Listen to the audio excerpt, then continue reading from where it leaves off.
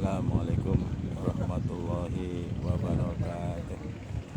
Alhamdulillahirabbil alamin. Asyhadu an la ilaha illallah wa asyhadu anna Muhammadan abduhu wa rasuluhu sallallahu alaihi wasallam wa ala alihi wa ashabihi amma ba'du. Alhamdulillah, puji syukur kita haturkan kepada Allah Subhanahu wa taala atas segala limpahan rahmat, taufik serta hidayahnya.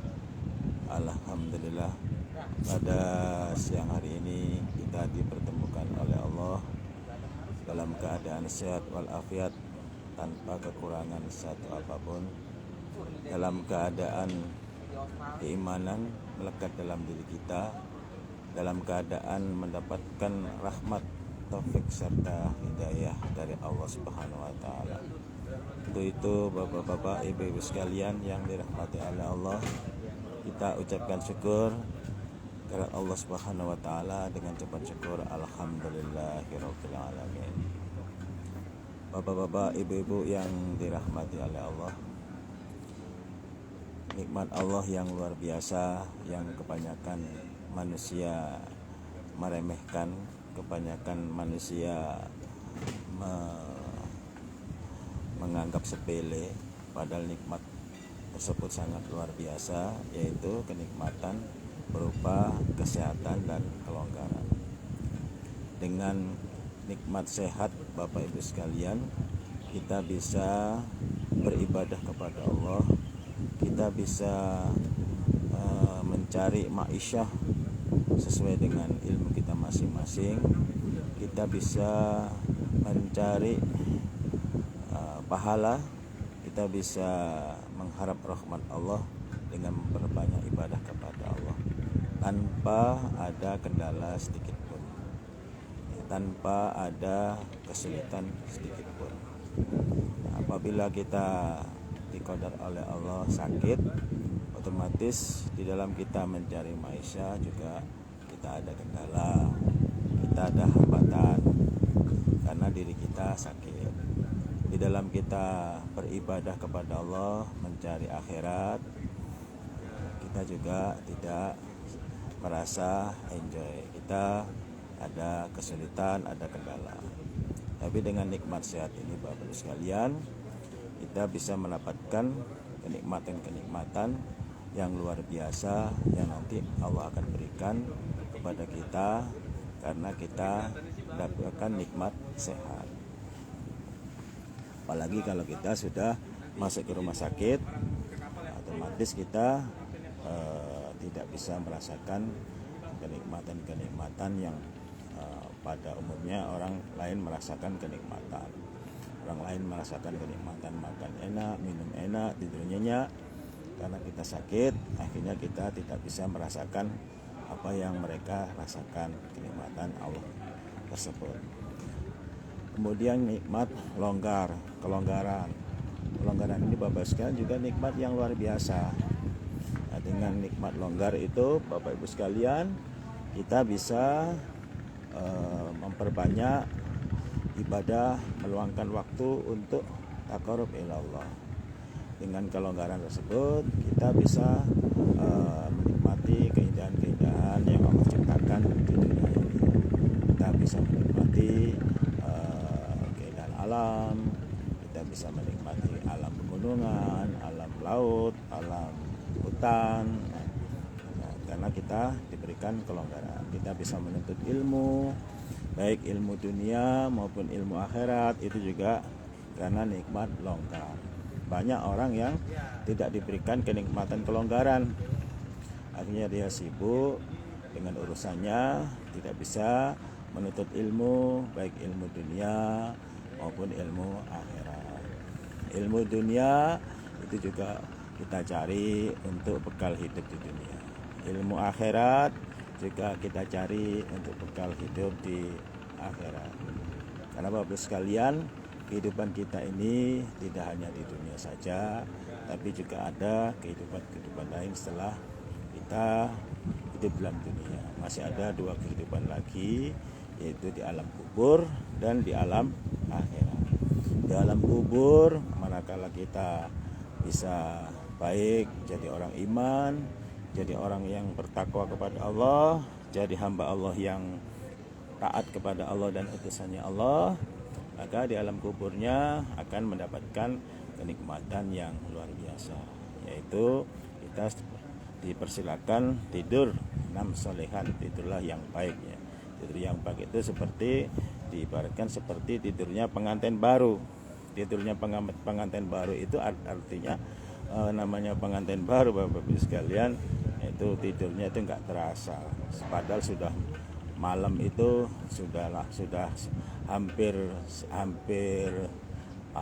menjelang pagi, hampir siang, terus tidak terasa. Karena apa? Karena saking lelapnya tidur pengantin baru ya. Termasuk orang-orang yang selamat dalam atau bahagia di alam kubur ya nggak terasa tidurnya sudah bertahun-tahun, puluhan tahun, bahkan ratusan tahun, tapi begitu dibangkitkan ya, terasa kayak baru tidur, baru sebentar kok sudah dibangunkan.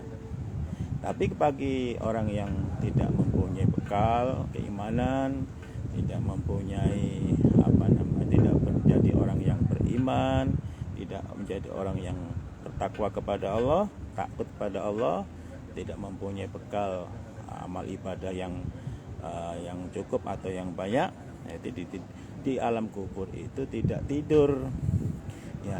Di alam kubur satu hari terasa kayak sekian puluh tahun, sekian ratus tahun ya, padahal baru satu hari. Kenapa rasanya kok sangat lama sekali?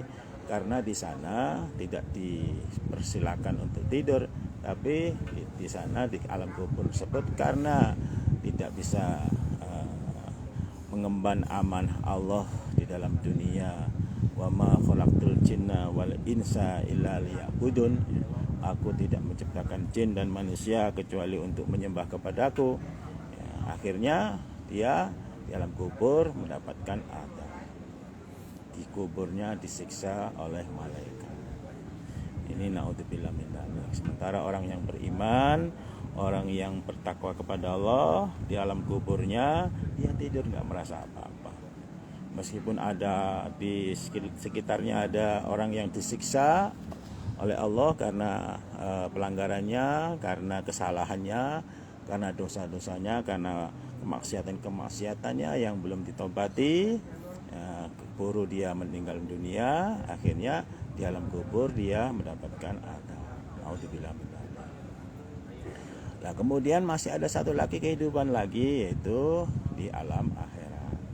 Nah, di alam akhirat ini Bapak Ibu sekalian, ini lebih berat lagi siksanya bagi orang yang tidak beriman. Bagi orang yang beriman akan mendapatkan kebahagiaan yang luar biasa lagi. Ya, di alam kuburnya sudah dia tidur lelap sampai sekian lama nggak terasa.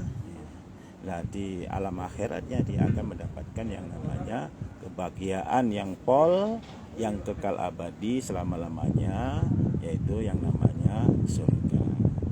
Yang orang-orang yang di dalam kuburnya itu mendapatkan azab dari Allah, ya, di akhiratnya itu lebih berat lagi siksanya. Dia akan mendapatkan siksaan api neraka. Ya, di mana api neraka itu diterangkan dalam hadis. Ya, api dunia ini dikumpulkan jadi satu, kemudian dikalikan 70. Jadi api dunia ini 1/70-nya api neraka. Jadi api dunia itu termasuk api korek, api kompor, api las, api peleburan baja, dikumpulkan jadi satu, kemudian dikalikan 70. Jadi dalam Al-Hadis jelaskan yang namanya api saja Bapak Ibu sekalian, api dunia aja itu kalau sudah dimasukkan dalam neraka, itu api itu tidak kuat karena saking panasnya api neraka.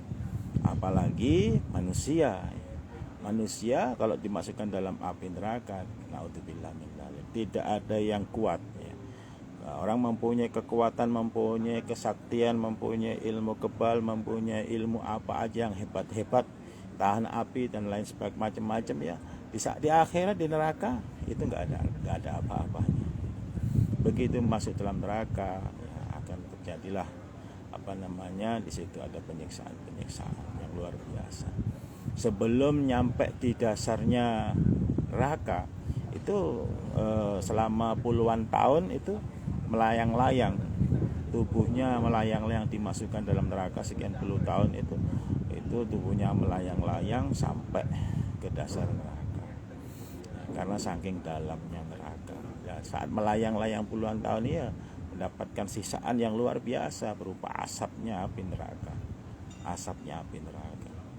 Nah, kayak orang yang manggang bandeng asap atau ikan asap atau yang berbau asap itu bagus langsung matang ya. Sebelum nyampe di dasar neraka sudah matang duluan. Nah, di saat ya sekian puluh tahun itu apakah ada makan, ada minum? Tidak ada makan, tidak ada minum. Habiskan di dalam api neraka. Naudzubillah min dzalik. Jangan sampai kita tidak mempersiapkan diri kita untuk suatu saat kita dipanggil oleh Allah untuk diminta pertanggungjawaban dari Allah selama kita hidup di dunia. Karena hidup di dunia ini Bapak Ibu sekalian, itu Allah menciptakan kita ini tidak gratis. Kita bisa menghirup udara segar, kita bisa mendapatkan rezeki dari Allah dikasih rezeki. Kita bisa tidur di kasur yang empuk, kita tidur pakai AC yang aroma ada wangi-wangi aroma terapi, kita nyaman hidup di dunia yang berkelimpangan harta kemewahan. Itu semua adalah rezeki dari Allah. Allah tidak menuntut yang lain, hanya Allah ingin kita menjadi orang yang beribadah kepada Allah. Kalau kita sudah dikasih Allah seperti itu semuanya, kita diberikan kehidupan oleh Allah dalam dunia ini, bisa mendapatkan rahmat Allah, kasih sayang Allah. Kemudian kita tidak membalas kepada Allah dengan kita taat kepada Allah dan menjauhi larangan-larangan Allah dan Rasulnya, maka otomatis kita akan mendapatkan murka dari Allah. Murka dari Allah yaitu kita akan mendapatkan adab dari Allah. Di kuburnya akan mendapatkan adab dari Allah, di akhiratnya akan mendapatkan adab dari Allah. Itu masuk dalam neraka. Diterangkan dalam Al-Hadis Bapak Ibu sekalian, kalau orang sudah masuk dalam neraka maka badannya akan membengkak ya. Badannya membengkak, giginya sebesar gunung Uhud ya. Bibir yang di atas itu membengkak sampai menutupi matanya sampai ke ubun-ubun. Kemudian bibir yang di bawah itu sampai ke pusar, lidahnya menjulur panjang 2 pos ya sangat panjang sekali. Nah, ini lidahnya manjang itu sampai ke tanah-tanah, itu diinjak-injak sama orang-orang ahli neraka yang lain. Bagaimana rasanya Bapak sekalian? Sebelum mendapatkan adab dari Allah, sisaan dari Allah yang lain, itu dari membawa dirinya yang sudah efek dari panasnya api neraka itu sudah nggak kuat. Apakah di sana ada mati? Bapak Ibu sekalian, di sana di akhirat tidak ada kematian. Karena kematian itu sudah disembelih oleh Allah pada waktu orang sudah lewat ke sirat. Sirat itu jembatan yang tajamnya seperti pedang. Orang Jawa bilang rambut satu dibelah 7. Kalau dalam hadisnya itu bukan rambut satu dibelah 7, tapi jalan yang tajamnya seperti pedang.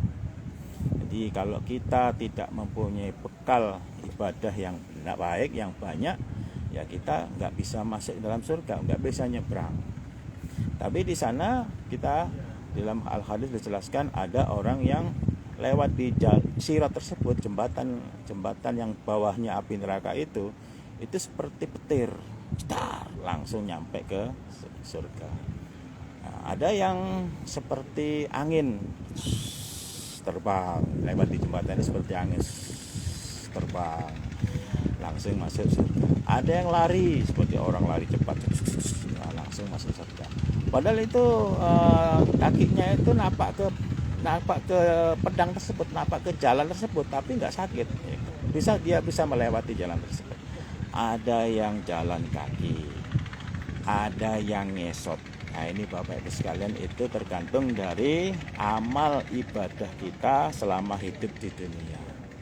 Kalau amal ibadah kita banyak, maka otomatis lewat di jalan tersebut ya akan menduduki seperti bisa seperti angin, bisa seperti yang turun lagi, seperti ada yang petir, yang lebih tinggi lagi petir, langsung nyampe. Ada angin bawahnya lagi, ada yang amalnya turun lagi seperti orang yang berlari.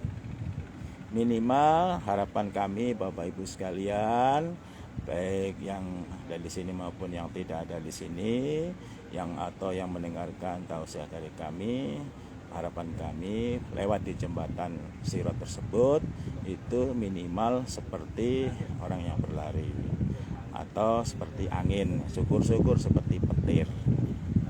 Itu artinya Bapak sekalian, ayo kita persiapkan supaya kita lewat di jembatan tersebut bisa seperti angin atau seperti petir atau seperti orang yang berlari.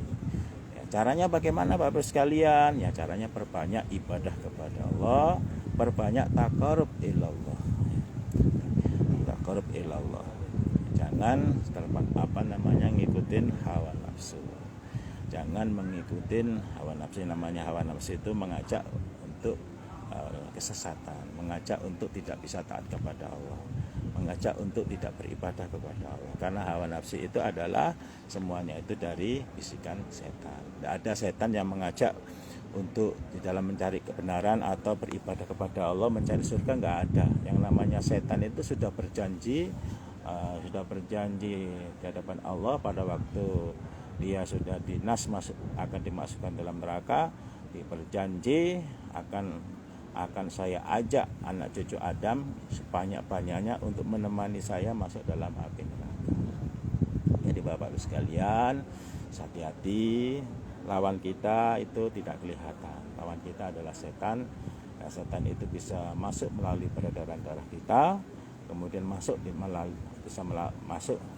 dalam hati kita, sehingga kita mendapatkan bisikan-bisikan dari setan yang tidak baik.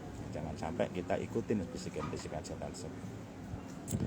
Bapak-bapak, ibu yang dirahmati oleh Allah, ya, kalau misalkan kita ini di dalam lewat jembatan tersebut kita katakanlah orang yang jalan, ini ya agak ngeri sedap, apalagi ngesot, itu agak tambah lebih parah lagi.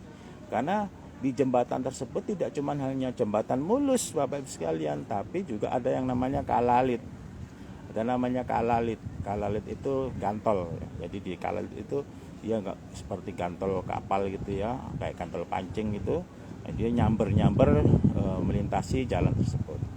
Nah, ini kalau kita amalannya biasa-biasa saja, apalagi ditambah lagi ya, pelanggarannya, kemaksiatannya, dosanya juga banyak. Nah, ini alamat kita akan kena gantol. Kalau kena gantol otomatis kita kecebur masuk ke neraka. Nah, itu Bapak sekalian, mari kita persiapkan diri kita mumpung kita masih ada kesempatan. Kita berbanyak ingat pada Allah, baca istighfar yang banyak, kemudian rajin untuk thalabul ilmi, mencari ilmu. Thalabul ilmi fardhatun ala kulli muslimin. Mencari ilmu itu hukumnya wajib atas setiap orang Islam. Sekian dari kami, insyaallah kita sambung kembali. Wabillahi taufiq wal hidayah. Wa ridha wal inayah. Assalamualaikum warahmatullahi wabarakatuh.